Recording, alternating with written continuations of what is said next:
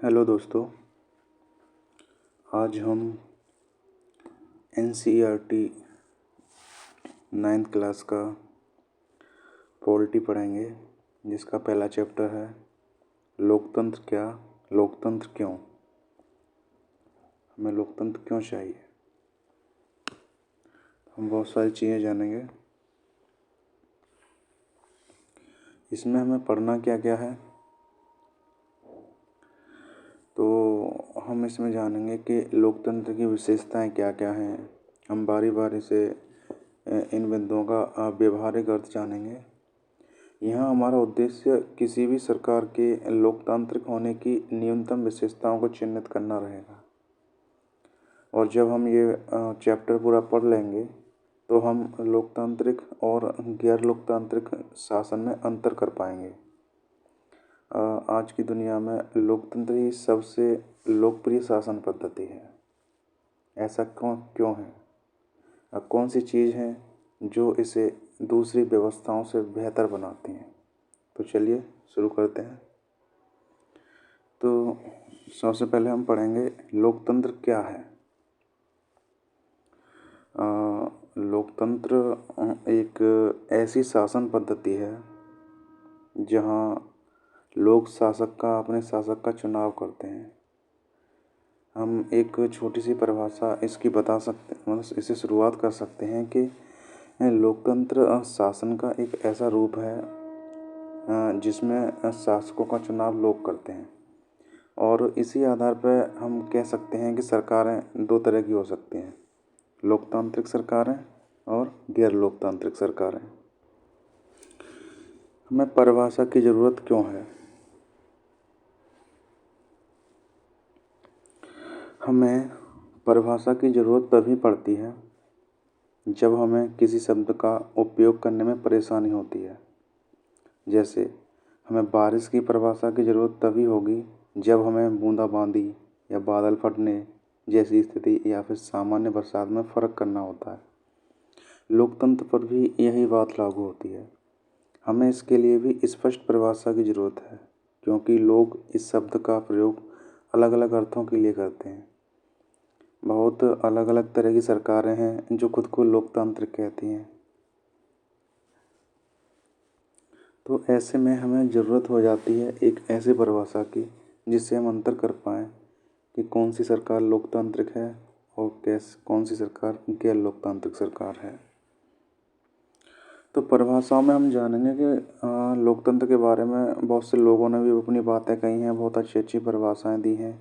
जैसे एक famous word है, एक फेमस परिभाषा है लोकतंत्र की कि लोगों के लिए, लोगों की और लोगों के द्वारा चलने वाली शासन व्यवस्था ही लोकतंत्र है। लोगों के लिए, लोगों की, लोगों के द्वारा चलने वाली शासन व्यवस्था ही लोकतंत्र है। लेकिन जब तक हम इस मसले पर खुद से विचार न करें, तब तक यह तय कर पाना मुश्किल होगा कि लोकतंत्र की यही सर्वोत्तम परिभाषा है। हमें किसी चीज़ को सिर्फ इसी आधार पर स्वीकार नहीं कर लेना चाहिए कि किसी बहुत नामी गिरामी आदमी ने उसके लिए बहुत अच्छा कहा है या सभी लोग उसे सही मानते हैं। ऐसे ही एक डेमोक्रेसी जैसे एक मतलब उसके मूल रूप से भी परिभाषाएं बनाई गई हैं। जैसे कि डेमोक्रेसी यूनानी शब्द डेमोक्रेसिया से बना है। यूनानी में डेमोस का अर्थ होता है लोग और क्रेसिया का अर्थ होता है शासन। इस प्रकार डेमोक्रेसी अर्थात लोकतंत्र का अर्थ है लोगों का शासन। परिभाषा अच्छी है सब, लेकिन ये जो परिभाषा है ये शब्द की उत्पत्ति के आधार पर है, और शब्द की उत्पत्ति से उसकी परिभाषा निकालने का तरीका हरदम सही नहीं रहता। शब्द का अर्थ हमेशा अपने मूल से जुड़ा या बंधा नहीं रहता। समय और प्रयोग के साथ साथ उसका अर्थ भी बदलता रहता है। अब मान लीजिए कंप्यूटर को ही ले लीजिए। ये जो कंप्यूटर थे, ये कंप्यूटिंग अर्थात गणना शब्द से बना है। मुश्किल गणनाओं को सरलता से करने के लिए बने यंत्र को ही कंप्यूटर कहा जाता था। दरअसल ये बहुत शक्तिशाली कैलकुलेटर थे, पर आज शायद ही कोई इस अर्थ में कंप्यूटर शब्द का प्रयोग करता है। अब तो कंप्यूटर का उपयोग लिखने, पढ़ने, डिजाइन बनाने, संगीत बनाने, संगीत सुनने, फिल्म देखने, बहुत सारी चीज़ों में हम कंप्यूटर का यूज करते हैं। शब्द वही रहते हैं, पर समय बीतने के साथ उनका अर्थ बदल सकता है। ऐसी स्थिति में सिर्फ शब्दों के मूल अर्थ पर भरोसा करना हरदम उपयोगी नहीं होता। तो हमें एक ऐसी परिभाषा गढ़नी होगी, एक नॉर्मली परिभाषा से शुरुआत करते हैं जिससे हम जान पाएँ कि लोकतंत्र है क्या, और धीमे धीमे हम इस परिभाषा को और अच्छे से ठीक करते जाएंगे और समझेंगे कि लोकतंत्र क्या है। अभी हम एक छोटी सी परिभाषा से शुरुआत करते हैं, एक सरल परिभाषा। और सभी लोकतांत्रिक व्यवस्थाओं की पहचान के लिए एक बहुत ही सरल पैमाना था, लोगों के पास अपनी सरकार को चुनने का अधिकार होना। इसलिए हम एक सरल परिभाषा से शुरुआत कर सकते हैं। लोकतंत्र शासन का एक ऐसा रूप है जिसमें शासकों का चुनाव लोग करते हैं, और यह एक उपयोगी शुरुआत है। यानी एक सरल परिभाषा, एक छोटी सी परिभाषा हमने सबसे पहले जानी कि लोकतंत्र शासन का एक ऐसा रूप है जिसमें शासकों का चुनाव लोग करते हैं। यह एक उपयोगी शुरुआत है। यह परिभाषा बहुत स्पष्ट ढंग से लोकतांत्रिक और गैर लोकतांत्रिक शासन व्यवस्थाओं में अंतर कर देती है। एक मतलब नॉर्मली हम जानना चाहें, जैसे बहुत सारी सरकारें हैं, तो सबसे पहले हम देख सकते हैं कि वहाँ पे शासकों का चुनाव लोग कर रहे हैं या नहीं। अगर शासकों का चुनाव लोगों के द्वारा किया जा रहा है तो हम कह सकते हैं कि वहाँ लोकतांत्रिक सरकार हो सकती है, लेकिन अभी श्योर नहीं है। लोकतांत्रिक सरकार होने के लिए भी बहुत सारे पैमाने होते हैं। ये एक छोटी सी परिभाषा है।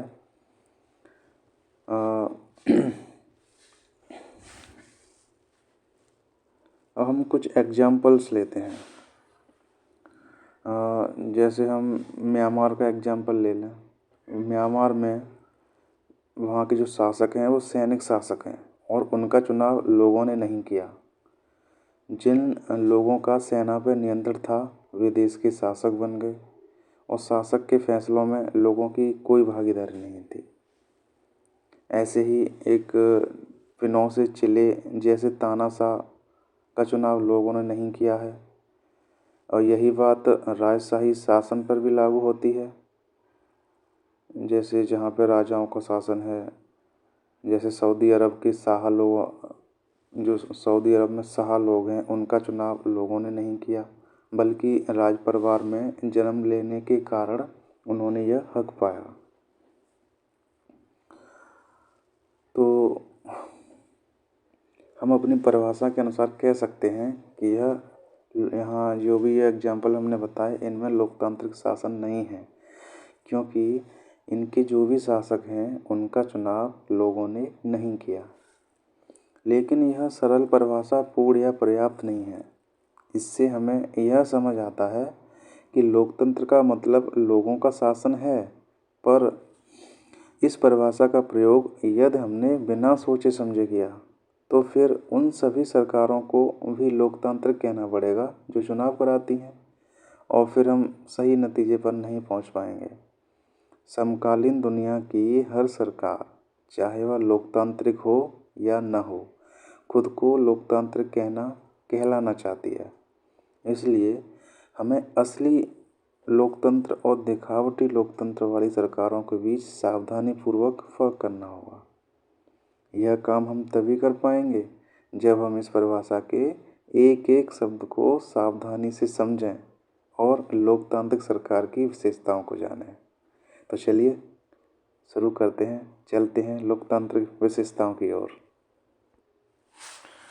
हमने एक सरल परिभाषा से शुरुआत की थी, और वो सरल परिभाषा क्या थी कि लोकतंत्र शासन का एक ऐसा रूप है जिसमें जनता शासकों का चुनाव करती है। अब इस छोटी सी परिभाषा से हमारे कई सारे सवाल खड़े हो जाते हैं कि जो शासक हैं, जो जनता शासकों को चुन रही है, वो शासक कौन है, किन अधिकारियों का चुनाव होना आवश्यक है, कौन से फैसले हैं जो बिना चुने अधिकारी भी ले सकते हैं।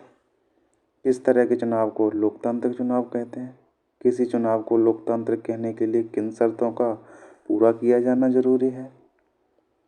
कौन लोग शासक का चुनाव कर सकते हैं या खुद शासक चुने जा सकते हैं। तो ऐसे ही बहुत सारे सवाल खड़े हो जाते हैं। तो हम इनकी लोकतंत्र की विशेषताओं को जानेंगे तो वहाँ पे हमारे ये सारे सवाल क्लियर हो जाएंगे। तो शुरू करते हैं। लोकतंत्र की जो पहली विशेषता है, लोकतंत्र की पहली विशेषता है प्रमुख फैसले निर्वाचित नेताओं के हाथ। यानी लोकतंत्र में जो प्रमुख फैसले लेने की जो शक्ति है वो हमारे द्वारा जो निर्वाचित किए गए चुने गए जो नेता हैं उनके हाथ में होती है। तो इसमें हम हम 2 एग्जाम्पल से समझेंगे। पहले पाकिस्तान का एक उदाहरण लेते हैं। पाकिस्तान में क्या हुआ था, सन अक्टूबर 1999 में जनरल परवेज मुशर्रफ ने सैनिक तख्तापलट की अगुवाई की। उन्होंने जो वहाँ की लोकतांत्रिक ढंग से जो चुनी हुई सरकार थी उसको उखाड़ फेंका और खुद को देश का मुख्य कार्यकारी घोषित कर दिया। बाद में उन्होंने खुद को राष्ट्रपति भी घोषित कर दिया और 2002 में एक जनमत संग्रह करा के अपना कार्यकाल 5 साल के लिए बढ़वा लिया। पाकिस्तानी मीडिया, मानवाधिकार संगठन और लोकतंत्र के लिए जो काम करने वाले लोग थे उन सभी ने आरोप लगाया कि इनके द्वारा जो जनमत संग्रह कराया गया है वो एक धोखाधड़ी है और उसमें बड़े पैमाने पर गड़बड़ियाँ की गई हैं। अगस्त 2002 में फिर उन्होंने एक लीगल फ्रेमवर्क ऑर्डर जारी कर दिया। उसके ज़रिए पाकिस्तान के संविधान को ही बदल डाला। इस ऑर्डर के अनुसार राष्ट्रपति को राष्ट्रीय और प्रांतीय असेंबलियाँ थीं उनको भंग करने का अधिकार मिल गया। अब मंत्रिपरिषद के इन्होंने क्या करा, मंत्रिपरिषद थी वहाँ की, उसके कामकाज पर एक राष्ट्रीय सुरक्षा परिषद की निगरानी लगा दी और उसके जो ज़्यादातर सदस्य थे वो सैनिक अधिकारी थे। इस कानून के पास हो जाने के बाद राष्ट्रीय और प्रांतीय असेंबलियों के लिए चुनाव कराए गए और इस प्रकार पाकिस्तान में चुनाव भी हुए। चुने हुए प्रतिनिधियों को कुछ अधिकार भी मिले, लेकिन जो सर्वोच्च सत्ता सेना के अधिकारियों और जनरल परवेज मुशर्रफ के पास थी। पाकिस्तान को लोकतंत्र न कहने के अनेक ठोस कारण हैं, लेकिन यहाँ सिर्फ एक कारण पर ही चर्चा करते हैं कि पाकिस्तान के लोगों ने अपने शासकों का चुनाव तो किया, पर हम ऐसा नहीं कह सकते लोगों ने राष्ट्रीय प्रांतीय असेंबलियों के लिए अपने प्रतिनिधियों का चुनाव किया। यानी जो पाकिस्तान के जो लोग थे उन्होंने अपने शासकों का चुनाव किया, हम ऐसा नहीं कह सकते। उन्होंने तो जो प्रांतीय और जो राष्ट्रीय असेंबलियां थीं उनके प्रतिनिधियों के लिए चुनाव किया, लेकिन जो चुने हुए प्रतिनिधि वास्तविक शासक नहीं थे। वे अंतिम फैसला नहीं कर सकते थे क्योंकि अंतिम फैसला सेना के अधिकारियों और जनरल परवेज मुशर्रफ के हाथ में था, जो जनता के द्वारा नहीं चुने गए थे। ऐसा ही तानाशाही और राजशाही वाली अनेक शासन व्यवस्थाओं में भी होता है। वहाँ पे क्या होता है, औपचारिक रूप से चुनी हुई संसद और सरकार तो होती है, पर असली सत्ता उन लोगों के हाथ में होती है जिन्हें जनता नहीं चुनती। कुछ देशों में असली ताकत विदेशी शक्तियों के हाथ में भी रहती है, न कि चुने हुए प्रतिनिधियों के हाथ में। इसे लोगों का शासन नहीं कहा जा सकता क्योंकि इनका चुनाव जनता के द्वारा नहीं किया गया है और जो अंतिम निर्णय लेने की जो शक्ति है वो जो जनता के द्वारा चुने गए लोग हैं उनके हाथ में न होके जो औपचारिक रूप से मतलब उनके हाथों में न होके अन्य लोगों के हाथों में है जो कि उनके द्वारा नहीं चुने गए हैं। अब हम इस उदाहरण से लोकतंत्र की एक इस विशेषता पर पहुंचते हैं। तो पहली विशेषता क्या होती है कि लोकतंत्र में अंतिम निर्णय लेने की जो शक्ति है वो लोगों के द्वारा जो चुने हुए प्रतिनिधि हैं उनके पास होनी चाहिए। यही लोकतंत्र की एक पहली विशेषता है। अब हम लोकतंत्र की दूसरी विशेषता पर आते हैं। लोकतंत्र की दूसरी विशेषता क्या है? स्वतंत्र और निष्पक्ष चुनावी मुकाबला। यानी जो भी चुनाव किए जा रहे हैं वो स्वतंत्र होने चाहिए और जो मुकाबला है एकदम निष्पक्ष होना चाहिए। तो इसे हम चीन और मैक्सिको के एग्जाम्पल से समझते हैं। सबसे पहले हम चीन का एक उदाहरण लेते हैं। चीन की जो संसद है उसे कवांगो रेममेन दाइबियाओ दाहुई यानी राष्ट्रीय जन संसद कहते हैं। संसद के लिए प्रति 5 वर्ष बाद नियमित रूप से चुनाव होते हैं। इस संसद को देश का राष्ट्रपति नियुक्त करने का अधिकार है। इसमें पूरे चीन से करीब 3000 सदस्य आते हैं। कुछ सदस्यों का चुनाव सेना भी करती है और चुनाव लड़ने से पहले सभी उम्मीदवारों को चीनी कम्युनिस्ट पार्टी से मंजूरी लेनी होती है। यानी जब भी चुनाव होते हैं तो जो भी पार्टियां हैं उन्हें चीनी कम्युनिस्ट पार्टी से मंजूरी लेनी होती है, तभी वे चुनाव लड़ सकते हैं। 2002 से 2003 में हुए चुनावों में सिर्फ कम्युनिस्ट पार्टी और उसके संबद्ध कुछ छोटी पार्टियों के सदस्यों को ही चुनाव में लड़ने की अनुमति मिली और जो सरकार है हमेशा कम्युनिस्ट पार्टी की ही बनी। अब हम मैक्सिको का एग्जाम्पल ले लेते हैं। मैक्सिको में क्या हुआ? जो मैक्सिको 1930 में आज़ाद होने के बाद से मैक्सिको में हर 6 वर्ष बाद राष्ट्रपति चुनने के लिए चुनाव कराए जाते हैं। देश में कभी भी फौजी शासन या तानाशाही नहीं आई, लेकिन सन 2000 तक हर चुनाव में पीआरआई एक पार्टी है, इसके पीआरआई इंस्टीट्यूशनल रिवॉल्यूशनरी पार्टी नाम की एक पार्टी को ही हमेशा जीत मिलती थी।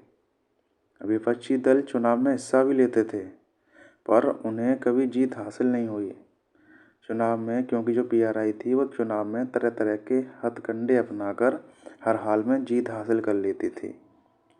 बहुत ही कुख्यात थी। जो वहाँ के सरकारी दफ्तर थे, सरकारी दफ्तरों में काम करने वाले जो लोग थे, सभी को पार्टी की बैठक में जाना अनिवार्य था और वहाँ के जो सरकारी स्कूल थे उनके जो टीचर्स वगैरह थे वो अपने छात्र छात्राओं के माता पिता से पीआरआई के लिए वोट देने के लिए कहते थे। और जो वहाँ की मीडिया थी जब तब विपक्षी दलों की आलोचना करने के अलावा उनकी गतिविधियों को नज़रअंदाजी करती रहती थी। कई बार एकदम अंतिम क्षणों में ये पीआरआई क्या करती थी, जो मतदान केंद्र थे उनको एक जगह से हटा के दूसरी जगह पर कर दिया जाता था, जिससे कि अनेक लोग वोट ही नहीं डाल पाते थे। और ये जो पीआरआई अपने उम्मीदवारों के चुनाव अभियान पर काफ़ी पैसा खर्च करती थी। तो इन दोनों उदाहरणों से हम कह सकते हैं कि जो चुनाव को लोगों द्वारा अपना शासक चुनने का उदाहरण हम मान सकते हैं। चीन के लोगों के सामने कोई वास्तविक और गंभीर विकल्प ही नहीं होता।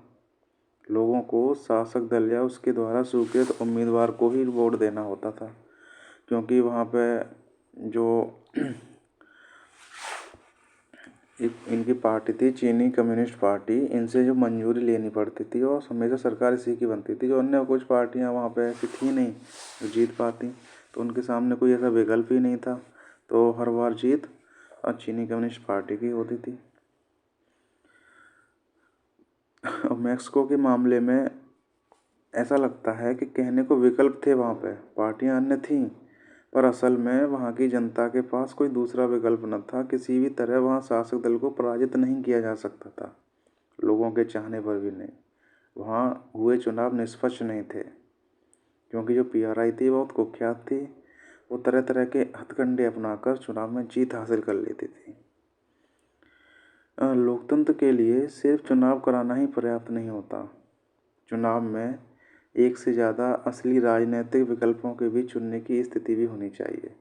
इन उदाहरणों को देख के हमें लगता है कि जो चुनाव हो रहे हैं उनमें कई सारी पार्टियां भी होनी चाहिए, जिससे कि लोगों के पास विकल्प रहे कि वे चाहें तो शासक दल को गद्दी से उतार दें। इस प्रकार हम कह सकते हैं, हम लोकतंत्र की दूसरी जो विशेषता है उस पर पहुंचते हैं कि लोकतंत्र निष्पक्ष और स्वतंत्र चुनावों पर आधारित होना चाहिए, ताकि सत्ता में बैठे लोगों के लिए जीत हार के समान अवसर हों। और इसके बाद हम लोकतंत्र की तीसरी विशेषता पर आते हैं। और तीसरी विशेषता क्या है लोकतंत्र की? एक व्यक्ति, एक वोट, एक मोल। लोकतंत्र के लिए होने वाला संघर्ष सार्वभौमिक वयस्क मताधिकार के साथ जुड़ा हुआ है। अब इस सिद्धांत को लगभग पूरी दुनिया में मान लिया गया है, पर किसी व्यक्ति को मतदान के समान अधिकार से वंचित करने के भी कई सारे उदाहरण हैं, कम नहीं हैं। जैसे 2015 तक सऊदी अरब में औरतों को वोट देने का अधिकार नहीं था। सऊदी अरब में जो लेडी थी वहाँ उन्हें यह अधिकार नहीं था कि वो अपना वोट डाल के अपना शासक चुन सकें। ऐसे एस्टोनिया एक देश है, वहाँ पे नागरिकता के कुछ नियम इस तरह बनाए गए हैं कि वहाँ रूसी अल्पसंख्यक समाज के लोगों को मतदान अधिकार हासिल करने में मुश्किल होती है। यानी जो एस्टोनिया देश है वहाँ पर रूसी अल्पसंख्यक समाज के लोग हैं, उन्हें मतदान डालने के लिए बहुत संघर्ष करना पड़ता है। उन्हें वो अधिकार नहीं मिल पाया उस तरीके से जो वहाँ के लोगों को प्राप्त है। और फिजी की चुनाव प्रणाली में भी वहाँ के मूल वासियों को वोट का महत्व भारतीय मूल के फिजी नागरिक के वोट से ज़्यादा है। यानी वहाँ पे जो फिजी देश है वहाँ पे हमारे देश के जो भारतीय मूल के लोग रह रहे हैं, उनका जो वोट का मूल्य है वो वहाँ के लोगों के मूल्य से, वोट के मूल्य से बहुत कम है। वहाँ के लोगों का मूल्य बहुत ज़्यादा है। जब हम ऐसे एग्जाम्पल्स देखते हैं तो हमें फिर लोकतंत्र की ये तीसरी विशेषता, इस विशेषता पर पहुंचते हैं कि लोकतंत्र में हर वयस्क नागरिक का एक वोट होना चाहिए और हर वोट का एक समान मूल्य होना चाहिए। वहाँ पे जो भी लोग रह रहे हैं जिस देश में, उनके वोट का मूल्य लगभग हर किसी के वोट का मूल्य बराबर होना चाहिए और सबको वोट डालने का अधिकार मिलना चाहिए। यह लोकतंत्र की तीसरी विशेषता है। अब हम लोकतंत्र की चौथी विशेषता पर आते हैं। क्या है? लोकतंत्र की चौथी विशेषता है कानून का राज और अधिकारों का आदर। तो इसको समझने के लिए हम जिम्बाब्वे का उदाहरण लेते हैं। जिम्बाब्वे में क्या हुआ? तो 1980 में अल्पसंख्यक गोरों के शासक से मुक्ति मिली थी इसको। उसके बाद देश पर जानू पीएफ एक वहाँ का दल है, उसका ही राज रहा, जिसने देश जो स्वतंत्रता संघर्ष हुआ था जिसमें इसने अगुवाई की थी। इसके नेता थे रॉबर्ट मुगाबे, जो कि आज़ादी के बाद से ही इस देश पर शासन कर रहे थे। चुनाव नियमित रूप से होते थे और सदा जो जानू पीएफ दल है हमेशा यही जीतता था।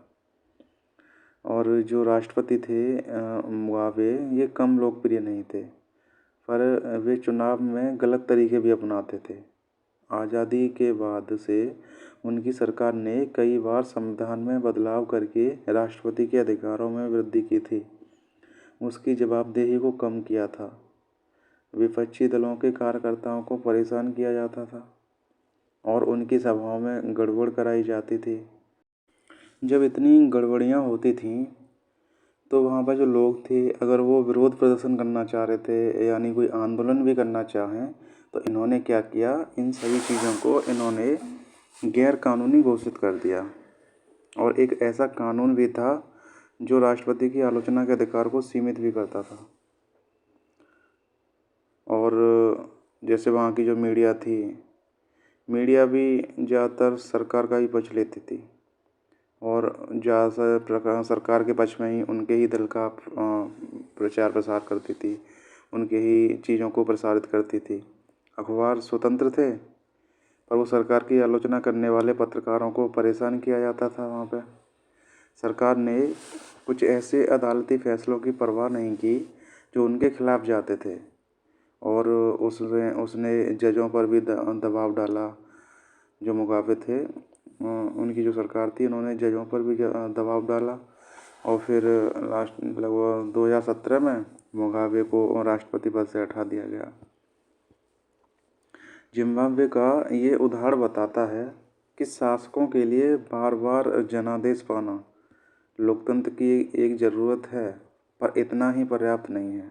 लोकप्रिय नेता भी अलोकतांत्रिक हो सकते हैं। लोकप्रिय नेता भी तानाशाह हो सकते हैं। अगर हम लोकतंत्र को परखना चाहते हैं तो हमें चुनावों पर नज़र डालना ज़रूरी है, और उतना ही ज़रूरी है कि चुनाव के पहले और बाद की स्थितियों पर भी नज़र डाली जाए। चुनाव के पहले सत्ता पक्ष के विरोधी समूहों के कामकाज समेत सभी तरह की राजनीतिक गतिविधियों के लिए पर्याप्त गुंजाइश रहनी चाहिए।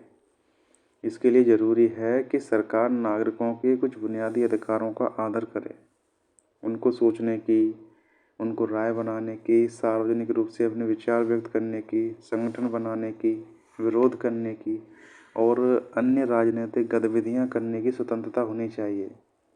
इतना अधिकार वहाँ की जनता को देना चाहिए। कानून की नज़र में सभी लोगों को समानता भी होनी चाहिए। अब इन अधिकारों की रक्षा स्वतंत्र न्यायपालिका को करनी चाहिए, जिससे आदेशों का पालन सब लोग करें, क्योंकि उन्हें डर रहता है अगर न्यायपालिका द्वारा कोई चीज़ लागू की जा रही है तो लोग सभी उनका पालन करेंगे। उन्हें डर रहता है कि अगर हम इनका पालन नहीं करेंगे, अगर ये नियम हम तोड़ेंगे तो न्यायपालिका हमें दंड भी दे सकती है, तो लोग उस चीज़ को मानते हैं। इसी तरह कुछ दूसरी शर्तें हैं जो चुनाव के बाद सरकार चलाने के तौर तरीकों पर लागू होती हैं। एक लोकतांत्रिक सरकार सिर्फ इस कार्ड से मनमानी नहीं कर सकती कि उसने चुनाव जीता है। कुछ भी बुनियादी तौर तरीकों का पालन करना होता है। जो सरकार है उसे भी कुछ तौर तरीकों का पालन करना पड़ता है। वो इस तरीके से मनमानी नहीं कर सकती कि उसने चुनाव जीता है। खास तौर से उसे अल्पमत वाले समूह को दी गई गारंटियों का आदर करना होता है। यानी चुनाव के समय उसने जो वादे किए होते हैं उन सब को उनके बारे में उसे सोचना होता है, और हर प्रमुख फैसला लंबे विचार विमर्श के बाद ही लेना होता है। हर पदाधिकारी को उस पद के साथ जुड़े अधिकार और जिम्मेदारियां संविधान द्वारा दी जाती हैं। इस प्रकार हम लोकतंत्र की चौथी और अंतिम विशेषता को रेखांकित कर सकते हैं कि एक लोकतांत्रिक सरकार संवैधानिक कानूनों और नागरिक अधिकारों द्वारा खींची गई लक्ष्मण रेखा के भीतर ही काम करती है, और यही कानून का राज और अधिकारों का आदर है। हमने इस चैप्टर की जो शुरुआत की थी वो एक छोटी सी परिभाषा से की थी। लोकतंत्र सरकार का एक ऐसा रूप है जिसमें शासकों का चुनाव लोग करते हैं। अब इस छोटी सी परिभाषा को हम एक सारांश के तौर पर समझते हैं। हमने इसके कुछ प्रमुख शब्दों के बारे में इसके कुछ प्रमुख शब्द हैं, अगर हम उसके स्पष्ट न हो जाएं, यह परिभाषा पर्याप्त नहीं है। लोकतंत्र की 4 विशेषताओं को रेखांकित किया था हमने। वो 4 विशेषताएं क्या क्या थी कि नंबर 1 जो थी वो थी कि लोगों द्वारा चुने गए शासकों को ही सारे फैसले करने होते हैं, और दूसरी विशेषता थी कि चुनाव के लिए निष्पक्ष अवसर और इतने विकल्प उपलब्ध होने चाहिए कि जनता मौजूदा शासकों को बदल सके ज़रूरत पड़ने पर। जब भी चुनाव होते हैं तो मतलब अगर कोई शासक मनमानी करता है तो जनता के पास इतने विकल्प रहने चाहिए कि वो मौजूदा शासक को गद्दी से उतार सके। और तीसरी जो विशेषता थी वो ये थी कि विकल्प और अवसर सभी लोगों को समान रूप में उपलब्ध हों। और इसके बाद हमने जो चौथी विशेषता पढ़ी थी वो है कि चुनाव से बनी सरकार संविधान द्वारा तय बुनियादी कानूनों और नागरिक अधिकारों के दायरे को मानते हुए काम करती है, जो कानून का राज और अधिकारों का आदर था। तो यही इस परिभाषा का सारांश है। अब हम इसके बाद लोग इस चीज़ पर पहुँचते हैं कि लोकतंत्र ही क्यों। हमें लोकतंत्र ही क्यों चाहिए? क्या है ऐसा इस लोकतंत्र में कि सभी जो भी ज़्यादातर दुनिया के देश हैं वो कहते हैं कि हमारे यहाँ लोकतांत्रिक सरकार है, हमारे यहाँ लोकतांत्रिक सरकार है। पर क्या असल में वहाँ लोकतंत्र है? और हमें लोकतंत्र क्यों चाहिए?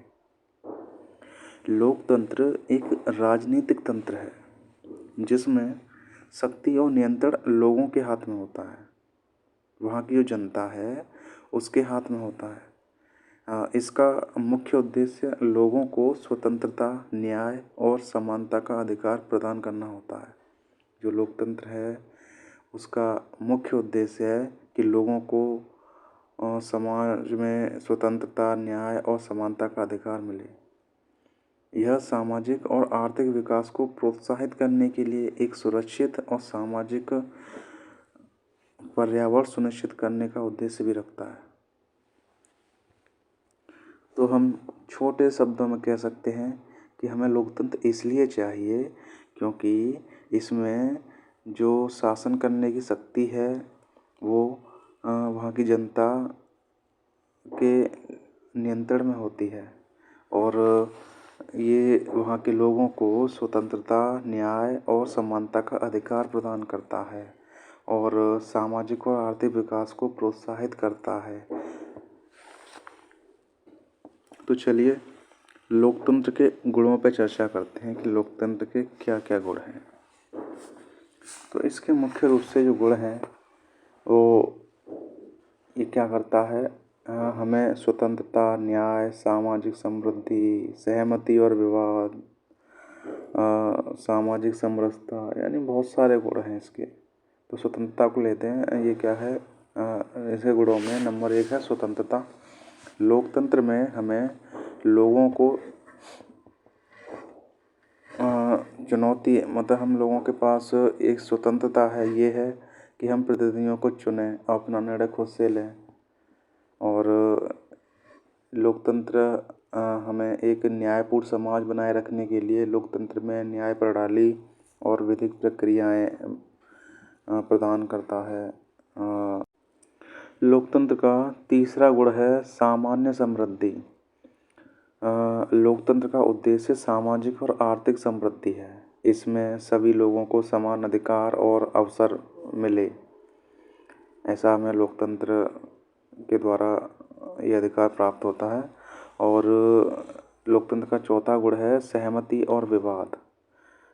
विभिन्न विचारों और दृष्टिकोणों के बावजूद लोकतंत्र में हम लोग सहमति बनाए रखने की क्षमता और विवादों का प्रमुख समाधान कर लेते हैं। और इसका जो पांचवा गुण है वो है सामाजिक समरसता। लोकतंत्र सामाजिक भेदभाव को कम करने और समरसता को बढ़ावे का एक माध्यम हो सकता है। हमने गुणों के बारे में जाना, तो हम इसके लोकतंत्र के पक्ष में और विपक्ष में हम तर्क देख लेते हैं। तो लोकतंत्र के खिलाफ क्या तर्क है? लोकतंत्र के खिलाफ वे अधिकांश तर्क सामने आ गए हैं जिन्हें हम आमतौर पर सुनते हैं। तो वो कुछ तर्क इस प्रकार हैं। लोकतंत्र में नेता बदलते रहते हैं, इससे अस्थिरता पैदा होती है। लोकतंत्र में क्या होता है कि जो चुनाव हैं हर 5 साल बाद ऐसे होते हैं, तो क्या होता है जो नया नेता आता है तो इससे लोगों को लगता है कि इससे अस्थिरता पैदा होती है। और इसका दूसरा इसके खिलाफ तर्क है कि लोकतंत्र का मतलब सिर्फ राजनीतिक लड़ाई और सत्ता का खेल है। यहाँ नैतिकता की कोई जगह नहीं है। यानी जब चुनाव आते हैं तो वही राजनीतिक पार्टियाँ अपना अपना उनका प्रचार चालू हो जाता है। तो एक ये है कि एक सत्ता का खेल सा लगता है। और इसका जो तीसरे इसके खिलाफ एक तर्क है कि लोकतांत्रिक व्यवस्था में इतने सारे लोगों से बहस और चर्चा करनी पड़ती है कि हर फैसले में देरी होती है। जो लोकतांत्रिक व्यवस्था है इसमें क्या है कि जो भी निर्णय लिया जाता है लोगों के द्वारा चुने हुए जो प्रतिनिधि हैं उनके द्वारा लिया जाता है। और ये जो निर्णय लेते हैं वो अकेले निर्णय नहीं लेते हैं, उसमें भी बहुत लोगों की भागीदारी रहती है और एक अच्छा निर्णय निकल के आता है। जिससे फैसले में देरी तो होती है लेकिन एक अच्छा फैसला आता है। तो लोगों को लगता है कि फैसले में देरी होती है, यह एक इसके खिलाफ तर्क है। और इसका जो अगला एक खिलाफ तर्क है कि चुने हुए नेताओं को लोगों के हितों का पता नहीं होता, इसके चलते खराब फैसले होते हैं। कुछ नेता ऐसे होते हैं, लोगों को लगता है कि जो ज़मीनी स्तर से नहीं जुड़े हुए हैं वो उनके बारे में नहीं जान पाते, वहीं से निर्णय ले लेते हैं। तो इससे क्या है कि इसके चलते फैसले खराब भी हो सकते हैं। लोकतंत्र में अगला है कि लोकतंत्र में चुनावी लड़ाई महत्वपूर्ण और खर्चीली होती है, इसलिए इसमें भ्रष्टाचार होता है। ये हम देख सकते हैं कि ऐसा देखने में भी आता है कि मान लीजिए ग्राम प्रधान का चुनाव ले लीजिए, उसमें क्या होता है कि उसके टाइम पे भी जो ये चुनाव लड़ने वाले होते हैं काफ़ी पैसा खर्च करते हैं। तो इससे लगता है कि अगर कोई पैसा खर्च कर रहा है तो उसकी भरपाई भी कहीं से करेगा। तो इससे लगता है कि इसमें भ्रष्टाचार होता है। और इसका एक अगला खिलाफ तर्क है कि सामान्य लोगों को पता नहीं होता कि उनके लिए क्या चीज़ ठीक है, क्या चीज़ बुरी है, इसलिए उन्हें किसी चीज़ का फैसला नहीं करना चाहिए। ये इनका कहना है कि जो भी हम नेता चुन रहे हैं, हम सामान्य जो भी लोग हैं तो उन्हें इतना मतलब नॉलेज नहीं रहती कि हम जिस नेता को चुन रहे हैं क्या वो उस लायक है या नहीं। तो ये थोड़े एक खिलाफ तर्क हो सकता है। निश्चित रूप से लोकतंत्र सभी समस्याओं को खत्म करने वाली एक जादू की छड़ी नहीं है। लोकतंत्र ने हमारे देश में या दुनिया के अन्य हिस्सों में भी गरीबी नहीं मिटाई। सरकार के स्वरूप के तौर पर लोकतंत्र सिर्फ इसी बुनियादी चीज़ को देखता है कि लोग अपने बारे में खुद फैसले करें। इसका जो मेन मोटिव है कि वो ये है कि लोग अपने बारे में खुद फैसले करें। इससे इस बात की गारंटी नहीं हो जाती कि उनके सभी फैसले अच्छे ही होंगे, लोग गलतियाँ भी कर सकते हैं। इन फैसलों में लोगों को भागीदार बनाने से फैसलों में देरी होती है। यह भी सही है कि लोकतंत्र में जल्दी जल्दी नेतृत्व परिवर्तन होता है। कई बार बड़े फैसलों और सरकार की कार्यकुशलता पर भी इसका बुरा असर पड़ता है। अब हम लोकतंत्र के पक्ष में तर्क जान लेते हैं। पक्ष में क्या तर्क है, जैसे हम एक चीन का एग्जाम्पल ले लेते हैं। चीन में 1958 से 61 के दौरान ये अकाल पड़ा था और यह विश्व का अब तक सबसे ज्ञात भयावह अकाल था। इसमें करीब 3 करोड़ लोग भूख से मरे। उन दिनों भारत की आर्थिक स्थिति चीन से कोई ज़्यादा अच्छी नहीं थी, फिर भी भारत में चीन के समान अकाल या भुखमरी की स्थिति नहीं आई। इसमें अर्थशास्त्रियों का मानना था कि ऐसा दोनों देश की सरकारी नीतियों के अंतर के कारण हुआ। इसमें क्या था, भारत में लोकतांत्रिक व्यवस्था होने से भारत सरकार ने खाद्य सुरक्षा के मामले में जिस तरह से काम किया वैसा करने की ज़रूरत चीनी सरकार ने महसूस नहीं की। अर्थशास्त्रियों का यह भी कहना था कि किसी भी स्वतंत्र और लोकतांत्रिक देश में कभी भी बड़ा अकाल और बड़ी समस्या में भुखमरी नहीं हुई है। अगर चीन में भी बहुदलीय चुनावी व्यवस्था होती, विपक्षी दल होता, सरकार की आलोचना कर सकने वाली स्वतंत्र मीडिया होती तो इतने सारे लोग भूख से नहीं मर सकते थे। यानी अगर ऐसी कोई स्थिति आती तो अगर ये लोग होते इस पर आवाज़ उठाते तो उसमें मीडिया उसे कुछ दिखाती कि ये स्थिति है तो उस पर क्या है, वहाँ के जो नेता थे उस पर कुछ विचार करते। लेकिन ऐसा लोकतंत्र व्यवस्था नहीं थी तो उन्होंने कहा जो हो रहा है होने दो, इसका कोई ध्यान नहीं दिया। हमने ये जो एग्जाम्पल लिया चीन का, यह उदाहरण लोकतंत्र को सर्वश्रेष्ठ शासन पद्धति बताने वाली विशेषताओं में से एक को बहुत स्पष्ट ढंग से सामने लाता है। लोगों की ज़रूरत के अनुकूल आचरण करने के मामले में लोकतांत्रिक शासन प्रणाली किसी भी अन्य प्रणाली से बेहतर है। यानी लोगों की जो इच्छा है उसके अनुरूप लोगों की जो ज़रूरतें हैं उसके अनुरूप लोकतंत्र शासन प्रणाली में बहुत जल्दी एक्शन लिया जाता है। गैर लोकतांत्रिक सरकार वाले लोगों की ज़रूरतों पर ध्यान दे सकती है और नहीं भी दे सकती, पर यह सब सरकार चलाने वालों की मर्जी पर निर्भर करेगा। अगर शासकों को कुछ करने की ज़रूरत नहीं लगती तो उन लोगों की इच्छा के अनुरूप काम करने की उन्हें ज़रूरत नहीं नहीं करेंगे। पर लोकतंत्र में क्या है,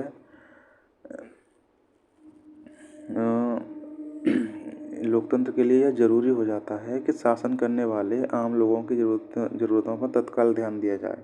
जो गैर लोकतांत्रिक सरकार हैं उन्हें आम जनता से जो ज़रूरतें हैं उनसे कोई लेना देना नहीं। उन्हें अगर लगेगा कि हाँ हमें यह काम करना चाहिए तो वो कर सकते हैं, लेकिन वहीं अगर हमारी जो लोकतांत्रिक सरकार है तो वो लोगों की ज़रूरतों के हिसाब से काम करती है।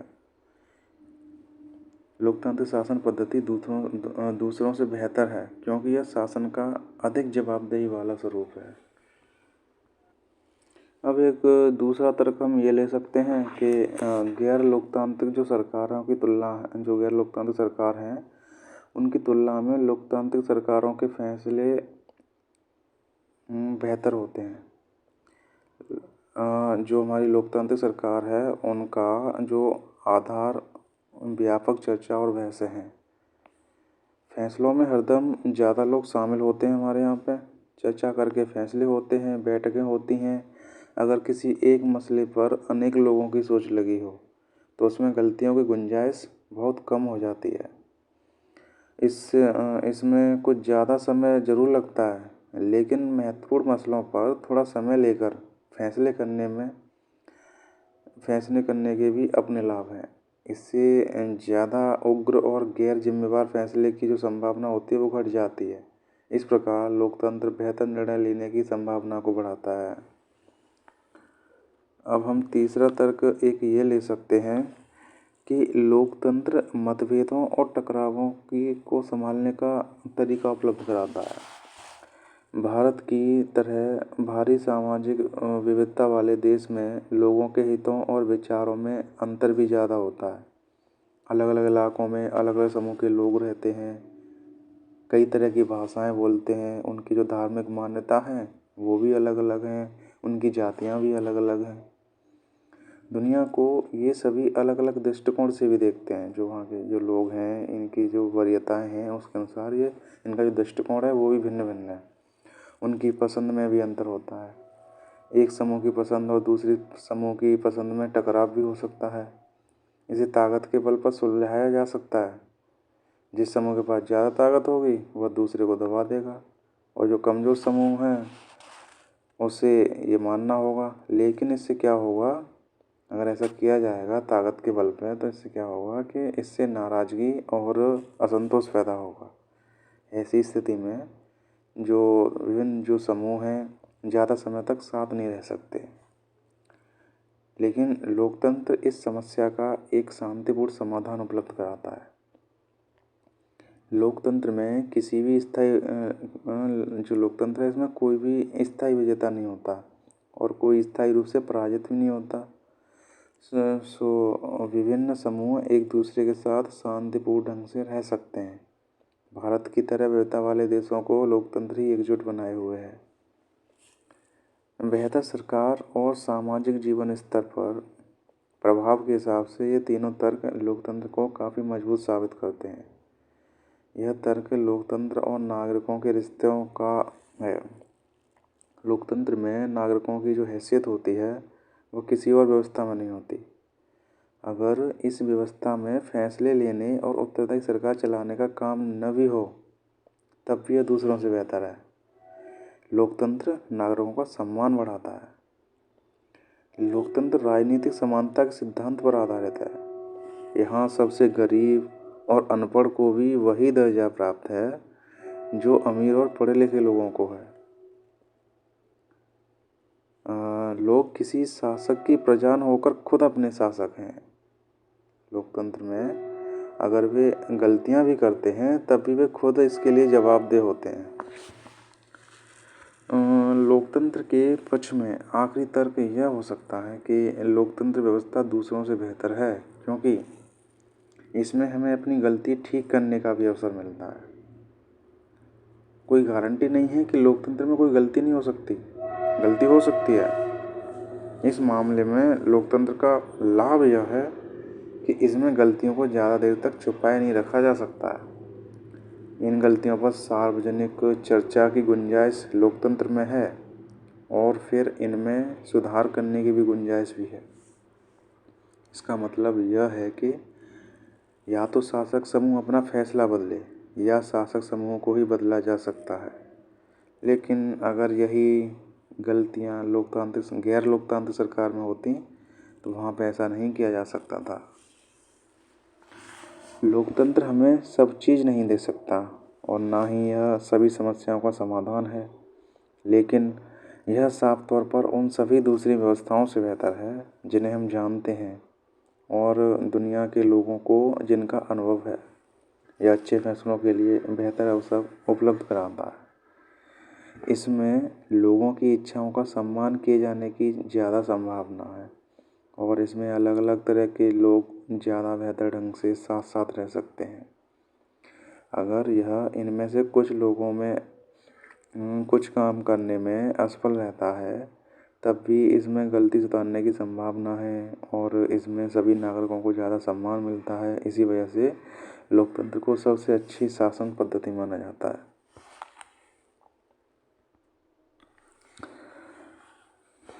अब हमने लोकतंत्र के पक्ष में तर्क जाने, अब हम इसका एक बेहतर अर्थ के बारे में जानते हैं। लोकतंत्र का बेहतर अर्थ क्या है? आज की जो लोकतांत्रिक शासन व्यवस्था है, इसमें इतने लोग होते हैं कि हर बात के लिए सबको साथ बैठाकर सामूहिक फैसला कर पाना संभव ही नहीं हो सकता। यानी जो हमारी ये व्यवस्था है, लोकतांत्रिक व्यवस्था, इसमें जो सभी लोग हैं, इसमें इतने सारे लोग हैं कि सभी को बिठा के एक साथ जो फैसला कर पाना संभव नहीं है। अगर यह संभव भी हो तब भी हर नागरिक के पास हर फैसले में भाग लेने के लिए न समय है, इतना किसी के पास इच्छा नहीं है या किसी के पास योग्यता या कौशल नहीं होता। इसमें हमें लोकतंत्र की स्पष्ट एवं लेकिन न्यूनतम जरूरी समझ मिलती है। इस स्पष्टता से हमें लोकतंत्र और अलोकतांत्रिक सरकारों में अंतर करने में मदद मिलती है, लेकिन इससे हमें एक सामान्य लोकतंत्र और एक अच्छे लोकतंत्र के बीच अंतर करने की क्षमता नहीं मिल जाती। इससे हम लोकतंत्र को सरकार से परे जाकर नहीं समझ पाते। इसके लिए हमें लोकतंत्र के बेहतर अर्थ को समझना ही होगा। कई बार हम लोकतंत्र का प्रयोग सरकार से अलग संगठनों के लिए भी करते हैं, जैसे कि एक फैमिली के तौर पर ले लीजिए। जैसे हम कहते हैं कि हम लोगों का परिवार काफ़ी लोकतांत्रिक है। हम जब भी फैसला करना होता है तो हम सभी साथ बैठकर आपसी सहमति से फैसला कर लेते हैं और फैसलों में मेरे विचारों का भी उतना ही महत्व है जितना मेरे पिताजी का। जैसे कि महत्व, जैसे कि एक वोट हम जो डालते हैं, हर वोट का यानी कि हर व्यक्ति का एक वोट होगा और उस वोट का समान मूल्य होगा। ऐसे ही यहाँ पर ये कह रही हैं कि मेरे परिवार में मेरे विचारों का उतना ही महत्व है जितना मेरे पिताजी का। अब एक दूसरा एग्जाम्पल हम लोकतंत्र के लिए ऐसा हम ले सकते हैं दूसरी तरह से कि मुझे भी शिक्षक नापसंद हैं जो कक्षा में छात्रों को बोलने और सवाल पूछने की इजाज़त नहीं देते। मैं तो ऐसा शिक्षक पसंद करूँगा जो लोकतांत्रिक मानसिकता का हो, यानी वो उसे बोलने के लिए रोके ना, उसे स्वतंत्र छोड़ दे, आज़ादी दे बोलने की। तो ऐसा कहाँ हो सकता है? एक लोकतांत्रिक व्यवस्था में ही हो सकता है। और हम एक ऐसे ही हम एक और उदाहरण ले सकते हैं कि एक नेता और अपने परिवार के लोग इस पार्टी के सारे फैसले करते हैं, वे क्या लोकतंत्र की बात करेंगे? यानी जो नेताजी हैं उनके परिवार के लोग ही सारे फैसले ले रहे हैं और अदर लोगों की इसमें भागीदारी नहीं है। तो लोकतंत्र में लोकतंत्र में ऐसा नहीं होता। लोकतंत्र में सभी को समान अधिकार